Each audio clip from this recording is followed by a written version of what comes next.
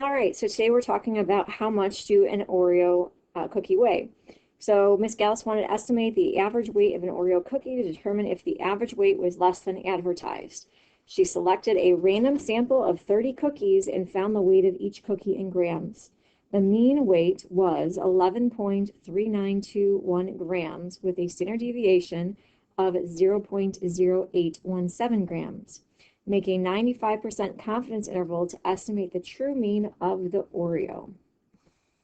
So we've done similar items with this with our sample data, but now you can see that we're working with a mean data. So as we're looking at this information again, we should be able to answer the following. What is the point estimate for the true mean? And also be able to identify the population, parameter, sample, and statistic. So I'm going to give you a minute to, with your pencil to fill those in, and we'll check and see if we're on target.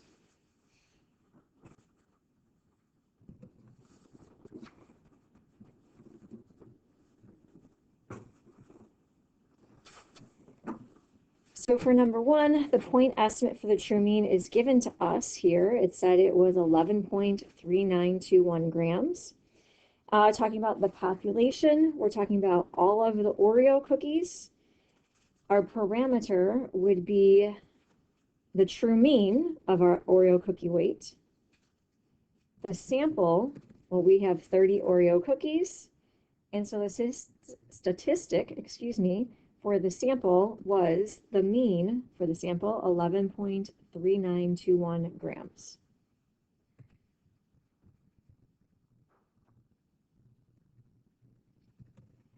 So now we want to be able to calculate the standard deviation of the sampling distribution. Again, this is very similar to what we were doing back in our lesson for 6.5, where we talked about our formula, right? Talking about the standard deviation for our sample, taking our standard deviation and dividing it by the square root of the number of data that we have.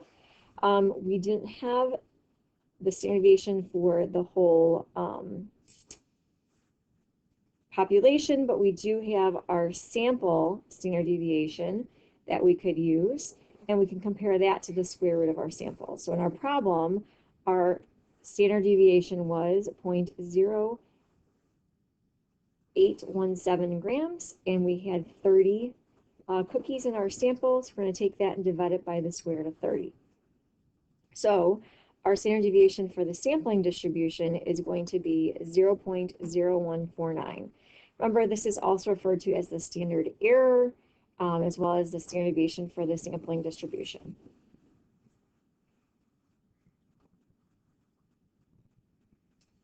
So our next question says, was the sample a random sample, and why is it important? So if we look back at the givens, we can say, yes, it was random. It was just a sample of 30 cookies. And why is it important? Well, if it is a random sample, we can generalize our conclusion to all Oreo cookies.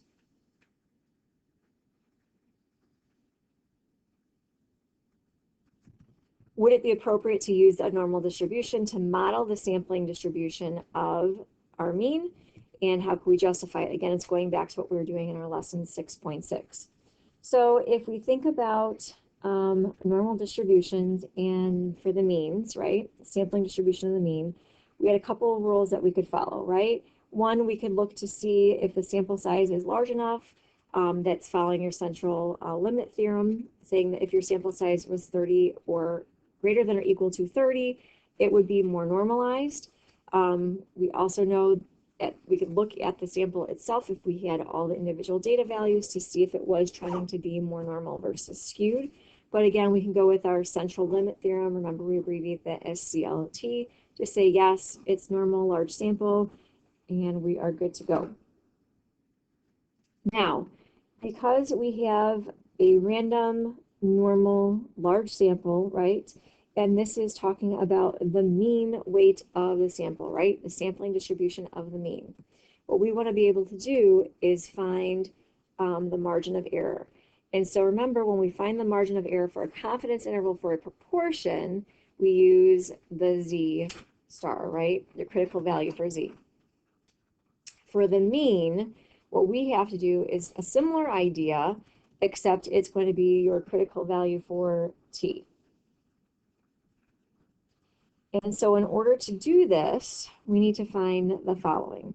So one, we have to establish what's the confidence level that we're working with, and then the degree of freedom. So the degree of freedom is talking about the number of data in your sample, and we take away one. Why do we take away one? Well, that's going back to this idea of the number of choices that you have. So this is just one of the integral parts of statistical analysis, where we're talking about the population parameters for the sample data. So if we want to think about the degrees of freedom when we're calculating it, it's the number of values which are free to vary. So for example, if we have 30 seats in our classroom, which we do, the first 29 people have a choice where they sit, but that 30th person, the last person to arrive, would only have the last remaining seat. Therefore, right, 29 people have choice, one does not. That's why we do the number in our sample minus 1 to represent the degree of freedom. Once we have that, we're going to use a new table, right? Typically, we've been going back to table A, but we're going to use table B to help us find this critical value for T with our calculations. And so table B is posted on Google Classroom. You should have a paper copy. If not, we will get one to you soon. And this is what it looks like, right? So table B is talking about your T distribution critical values. And so it looks similar to table A, but we use this for probabilities as well as, when you look down at the bottom, your confidence interval levels. So for us, what we want to do is focus on which confidence interval are we using, so we can select the correct column, and then we're going to select the other correct row from this column, your degrees of freedom, and see where they meet. Now notice degrees of freedom goes up by ones all the way up to 30. And then we start skipping by increments of 10s and 20s, hundreds, right, to 1,000. And we have our infinite mark here. So the rule of thumb is if we have an exact degree of freedom, we use that. If we have something like a degree of freedom that's 49, which is not in our table, we're going to go to the degree that it's closest to, but not exceeding it. So if my degree of freedom was 49, I would use the degree of 40 in my table for my calculations, okay? If I had a degree of 70, I would probably go with our 60 here and use that as well. So if we think about our problem, again, we're doing a 95% confidence level, okay? Our degree of freedom, one less than our sample size, is going to be 29. So I'm going to go to table B and find my confidence interval 95 and my degree of freedom for 29.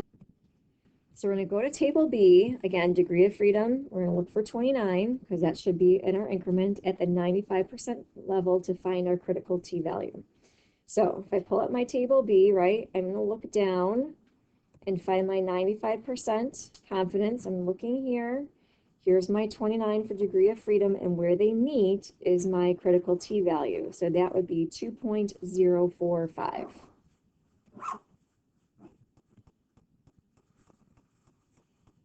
And to remember, why do we use these critical values? Well, that helps us with our margin of error.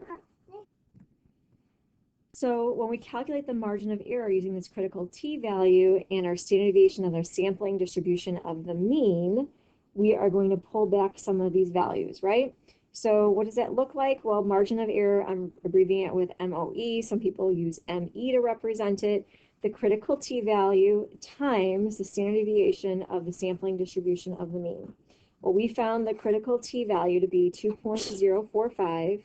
And then our standard deviation of the sampling distribution of the mean, or it's also referred to as your standard error, back up in your number 3 to be a 0.0149. So I'm going to take these two items, I'm going to multiply them together, and that's going to give me my margin of error. So my margin of error is 0.030 approximately. Well, why do we want this margin of error? Well, this helps us talk about the confidence interval, right? we're going to have our point estimate and go left and right our margin of error to get that confidence interval, just saying that I've truly captured the mean.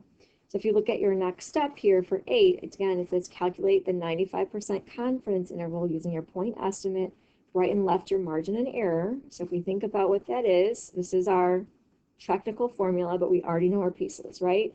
We already know the mean, the point estimate for our data. So that was back in number 1, the 11.3921.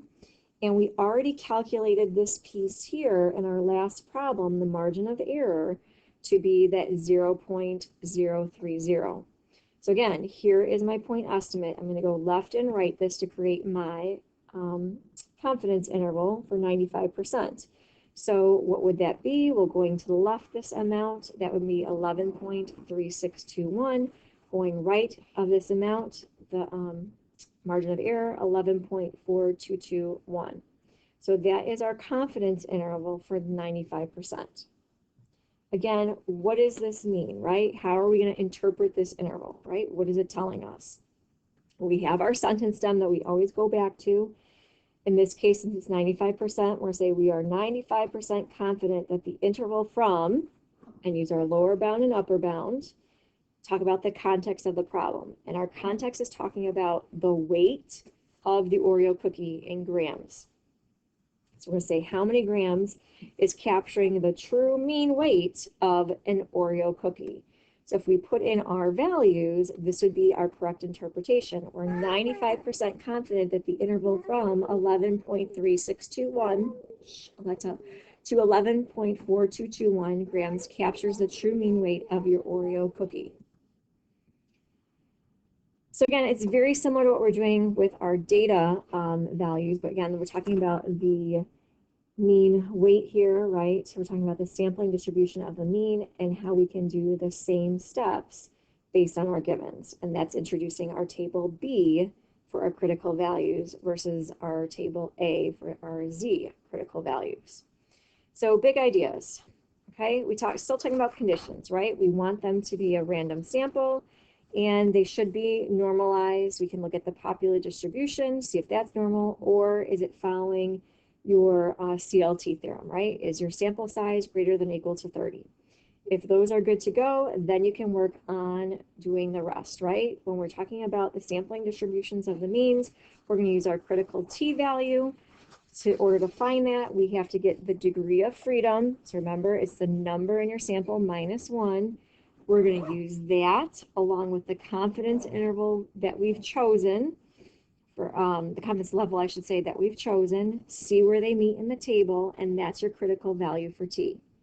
You're going to use that to help you find your interval for your confidence, and then you can interpret that accordingly. So again, remember, this is just your formal formula that you can use, but as long as you remember it's the point estimate, right and left your margin of error, you'll be fine just substituting those values and calculating them that way.